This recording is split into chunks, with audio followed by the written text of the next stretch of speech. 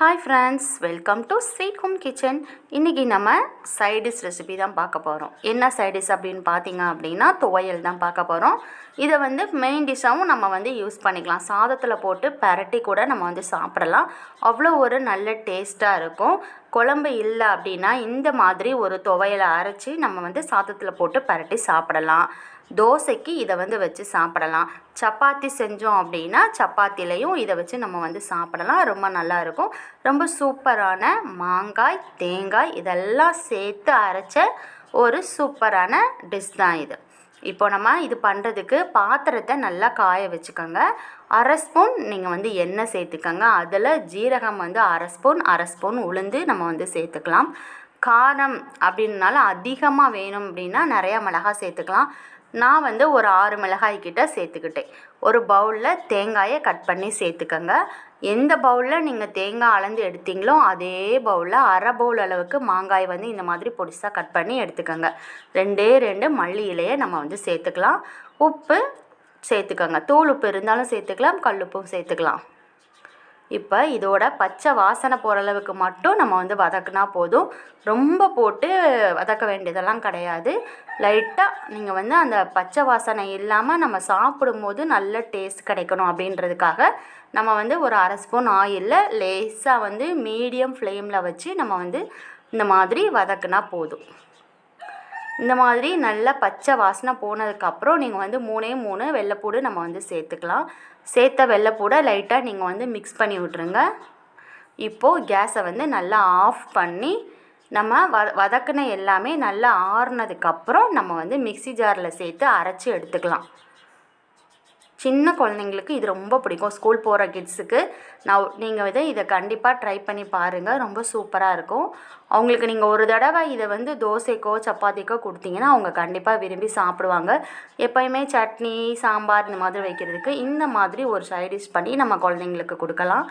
விரும்பி சாப்பிடுவாங்க. இப்போது இதை நல்லா 2 அரை அரைச்சிடுங்க. 2 சுற்று சுற்றினதுக்கப்புறம் மிக்ஸி ஜாரில் ஒரு ஸ்பூன் பெருங்காயம் நீங்கள் சேர்த்துக்கோங்க. கொஞ்சோன்னு தண்ணி சேர்த்துக்கோங்க. டேஸ்ட்டு பார்த்திங்கன்னா ரொம்ப நல்லா இருந்துச்சு. தேவையான அளவு தண்ணி சேர்த்துக்கோங்க. ஒரு 2 ஸ்பூன் கிட்ட நம்ம தண்ணி சேர்த்துக்கலாம். இப்போ இதை கொரன்னு நம்ம அரைச்சி எடுத்துக்கலாம்.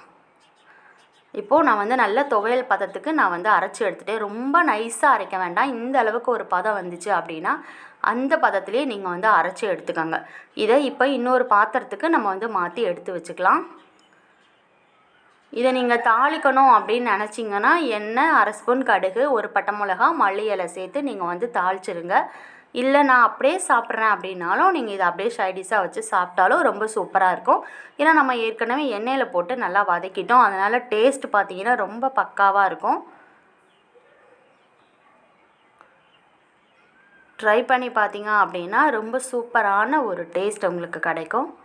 தேங்காய், மாங்காய் இதெல்லாம் சேர்த்த ஒரு எம்மியான ரொம்ப சூப்பரான ஒரு டிஷ் தான் இன்றைக்கி நம்ம பண்ணியிருக்கோம். துவையல் ரெசிபி ரொம்ப சூப்பராக இருக்கும். நீங்கள் தாளித்து ஊற்றுறதுனா இந்த மாதிரி நீங்கள் தாளித்து ஊற்றிக்கலாம். இதை நான் இன்றைக்கி எந்த ஒரு குழம்புமே வைக்காமல் இதை மட்டுமே வச்சு சாதத்தில் போட்டு பரட்டி சாப்பிட போகிறேன். ரொம்ப சூப்பரான இந்த மாங்காய், தேங்காய் இதெல்லாம் சேர்த்த துவையலை நீங்களும் ட்ரை பண்ணி பாருங்கள். சூப்பரான ரொம்ப டேஸ்ட்டாக இருக்கும். கண்டிப்பாக நீங்கள் இதை மறுபடியும் செஞ்சு பார்ப்பீங்க. அந்தளவுக்கு ஒரு சூப்பரான துவையல் தான் இது. இப்போ இதை சாதத்தில் போட்டு நம்ம பரட்டி சாப்பிடலாம். ரொம்ப நல்லாயிருக்கும். நான் சாப்பிடும்போது நல்லா என்ஜாய் பண்ணி தான் சாப்பிட்டேன். அவ்வளோ ஒரு டேஸ்ட்டாக இருந்துச்சு. ஸோ நீங்களும் இதை ட்ரை பண்ணி பாருங்கள். சூப்பரான துவையல் ரெசிபி. இந்த வீடியோ உங்களுக்கு ரொம்ப யூஸ்ஃபுல்லாக இருக்கும் அப்படின்னு நினைக்கிறேன். இதே போல் ட்ரை பண்ணி பாருங்கள். இதை உங்கள் ஃப்ரெண்ட்ஸ் எல்லாருக்கும் ஷேர் பண்ணுங்கள். ஸ்வீட் ஹோம் கிச்சன் சேனலை லைக் பண்ணுங்கள். மறந்துடாமல் சப்ஸ்கிரைப் பண்ணுங்கள். தேங்க்யூ.